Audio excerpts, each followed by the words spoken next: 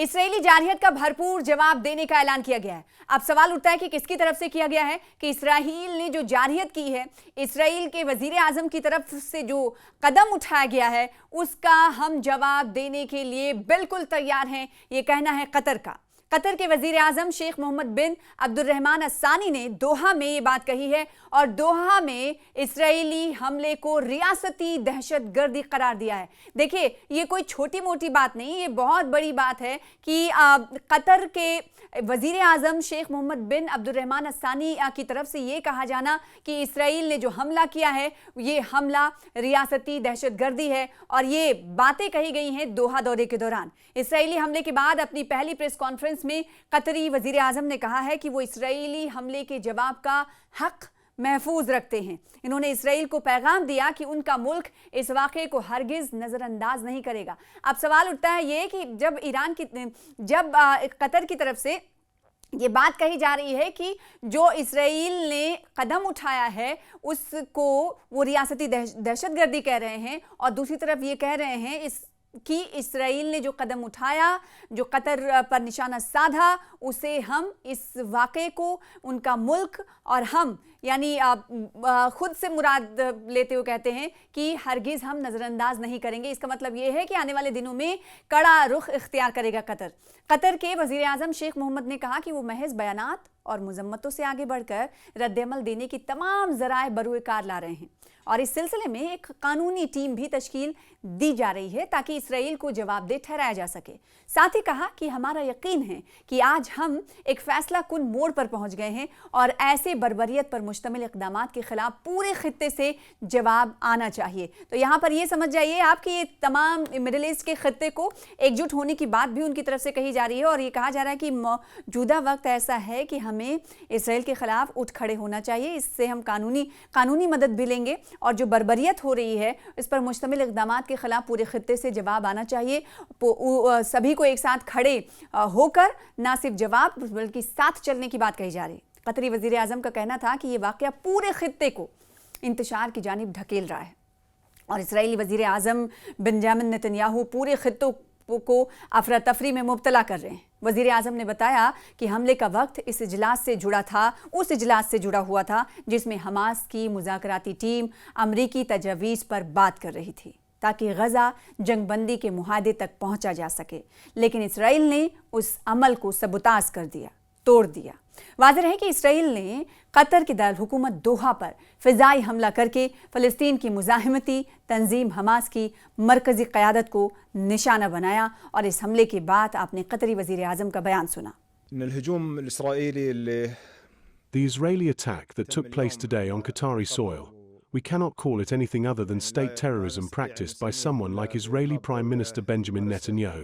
In the context of these systematic policies and his ongoing attempts that have destabilized regional security and stability, is simply a clear message to the region as a whole. And this message says that there is a rogue player in this region and ongoing political recklessness that has encroached upon the sovereignty of states. Qatar पर Israeli जारहियत के बाद पाकिस्तान के वज़ीर आज़म और अमीर Qatar की telephone पर गुफ्तगू हुई है। अब हर जगह पेशरफ्त हो रही है, और हर जगह से पेशरफ्त जो होती हुई दिखाई दे रही है वो कोई ना कोई कहानी बयान कर रही है। पाकिस्तान के वज़ीर आज़म शहबाज शरीफ ने अमीर कतर शेख तमीम बिन हमद अस्सानी से टेलीफोन पर राबता करके दोहा में इसराइली हमले की मजम्मत की है, और मौसूला रिपोर्ट के मुताबिक इस टेलीफोनिक गुफ्तगू में पाकिस्तान के वज़ीर आज़म शहबाज शरीफ ने इसराइल की दोहा में गैर कानूनी और संगीन बमबारी की शदीद मजम्मत की है। शहबाज शरीफ ने अमीर कतर शेख तमीम बिन हमद अस्सानी से गुफ्तगू में कहा कि इसराइली जारहियत इलाकाई अमन व इस्तेहकाम के लिए संगीन ख़तरा है। पाकिस्तान कतर के साथ चट्टान की तरह खड़ा हुआ है, अपनी मदद तो दिखा ही रहे हैं, साथ ही साथ किस तरह से मुल्क के साथ इज़हार यकजहती के साथ साथ खड़े हुए हैं। पाकिस्तान इस मौके पर कहता हुआ नज़र आ रहा है कि हम कतर के साथ चट्टान की तरह खड़े हैं। इस टेलीफोनिक गुफ्तगू में अमीर कतर ने इज़हार यकजहती पर वज़ीर आज़म शहबाज शरीफ से इज़हार तशक्कुर किया, और दोनों रहनुमाओं ने खित्ते में अमन सलामती के लिए राबते में रहने पर इत्तफाक भी किया है। तो आप इससे अंदाज़ा लगा सकते हैं कि मिडिल ईस्ट में इस वक्त नई नई जो पेशरफ्त हो रही है उससे कहीं ना कहीं सभी के साथ आने के हवाले से कदम उठाया जा रहा है और ये कहीं ना कहीं इसराइल के खिलाफ, या कहा जा सकता है इसराइल के अब बुरे दिन जल्द ही शुरू होने वाले। ईरान कतर में अपने भाइयों के साथ खड़ा है। ईरानी सदर और अमीर कतर की टेलीफोनिक गुफ्तगू हुई है। सदर मुमलिकत मसूद पेज़ेश्कियान ने मंगल की शाम अमीर कतर शेख तमीम बिन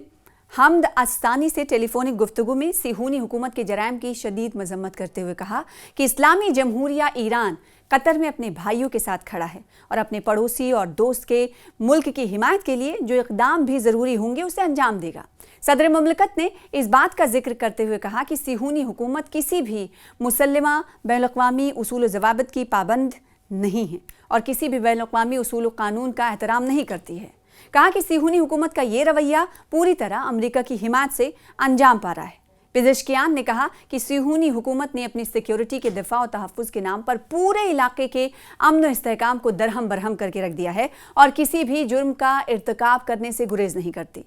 सदर ईरान ने कहा कि इस्लामी ममालिक को चाहिए कि एक साथ मिलकर मुत्तहिदा मौक़िफ़ इख्तियार करें और एक दूसरे के हाथ में हाथ देकर ज़बान व अमल से सिहूनी हुकूमत के उस खुले जुर्म व जारियत की पूरी संजीदगी से भरपूर मजम्मत करें ताकि ये जारी व जनायत पेशा हुकूमत इस तरह का इक़दाम दोहराने की जुर्रत ना करे। अमीर कतर ने सदर ईरान के टेलीफोन पर उनका शुक्रिया अदा करते हुए कहा कि जैसा कि जनाब आली ने इशारा किया कि जराइम पेशा नेतन्याहू अपने जराइम को अंजाम देने में किसी भी हद तक जा सकता है और अफसोस है कि जहां भी चाहता है, जिस तरह चाहता है, कोई रुकावट महसूस किए बगैर हमला और बमबारी करता है। अमीर कतर शेख तमीम बिन हमद अस्सानी ने इस बात पर ताकीद करते हुए कहा कि इलाके के ममालिक